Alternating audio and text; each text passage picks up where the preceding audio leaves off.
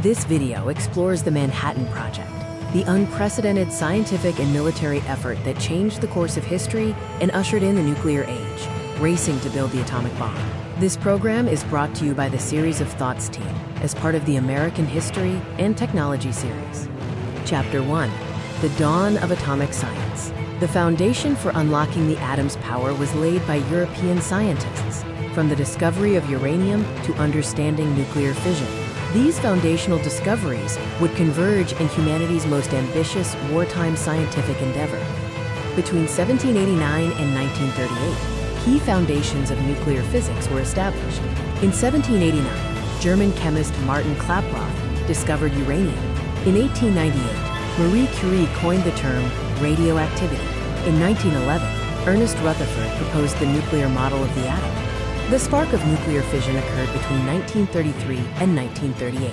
In 1933, Leo Szilard conceived the nuclear chain reaction. In 1938, Otto Hahn and Lise Meitner discovered uranium could split, releasing enormous energy, a process Meitner named nuclear fission. Nuclear fission releases millions of times more energy than chemical reactions, making it the most powerful force ever harnessed by humanity. Chapter 2. The Urgency of War. Émigré scientists who fled fascism recognized the terrifying potential of atomic weapons, and their warnings spurred the U.S. government into action. In 1939, physicists Leo Szilard and Albert Einstein drafted an urgent letter warning President Roosevelt of Nazi Germany's potential nuclear weapons program. Roosevelt received the letter in October, leading to government action and catalyzing U.S. atomic research. The Office of Scientific Research and Development, OSRD, was formed in 1940 to coordinate wartime scientific research. International collaboration confirmed the feasibility of the bomb, and secret funding began for research into uranium enrichment and nuclear reactors. Chapter 3. Birth of the Manhattan Project.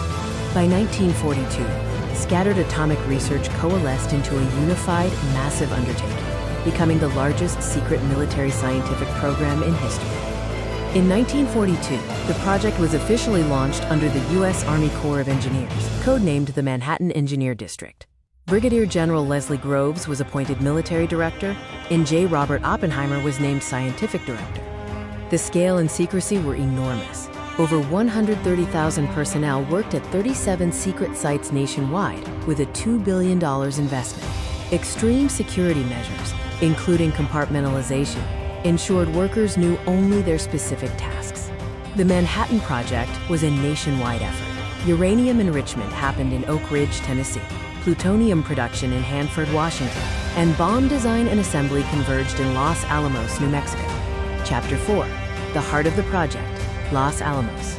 High on a remote New Mexico mesa, scientists built a secret city dedicated to designing and constructing the world's first atomic weapons. Los Alamos Laboratory was established in 1943 as the central bomb design site. Oppenheimer recruited an elite team of top scientists to the remote location, which grew rapidly behind barbed wire and heavy guarding. Key figures at Los Alamos included J. Robert Oppenheimer, scientific director, Enrico Fermi, pioneer of nuclear reactors, Richard Feynman, a brilliant young physicist, and Klaus Fuchs, a British physicist later revealed as a Soviet spy. Scientists faced unprecedented technical challenges in designing two fundamentally different bomb types.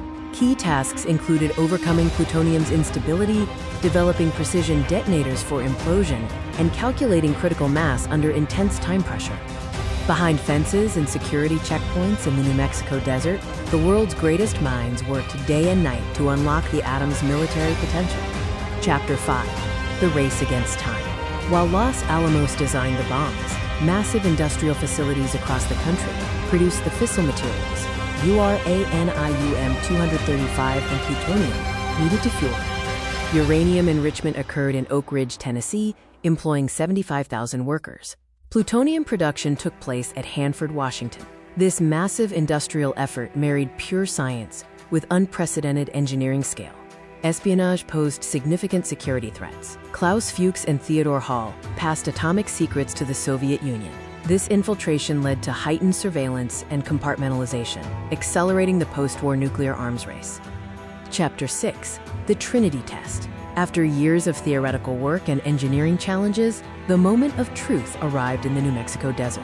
The question remained, Would the plutonium implosion design actually work? On July 16, 1945, the first atomic explosion occurred at the Alamogordo bombing range in New Mexico. The gadget, a plutonium implosion device, detonated at 5:29 a.m., yielding power equivalent to 21,000 tons of TNT. Witnessing the explosion, Oppenheimer recalled the line, "Now I am become death, the destroyer of worlds." The successful test confirmed the atomic bomb was ready for deployment, fundamentally changing warfare forever. In an instant, humanity entered a new era, the dawn of the atomic age. The world would never be the same. Chapter 7, Hiroshima and Nagasaki. 3 weeks after Trinity, the United States deployed atomic weapons in combat for the first and only time in history, ending World War II. On August 6th, the Little Boy uranium bomb dropped on Hiroshima. On August 9th, the Fat Man plutonium bomb dropped on Nagasaki. On August 15th, Emperor Hirohito announced Japan's unconditional surrender, ending World War II. The use of atomic weapons sparked immediate ethical debates. Many scientists felt pride in the achievement mixed with horror at the human cost. Concerned scientists formed the Bulletin of the Atomic Scientists, creating the doomsday clock to symbolize nuclear danger. Chapter 8, The People Behind the Bomb.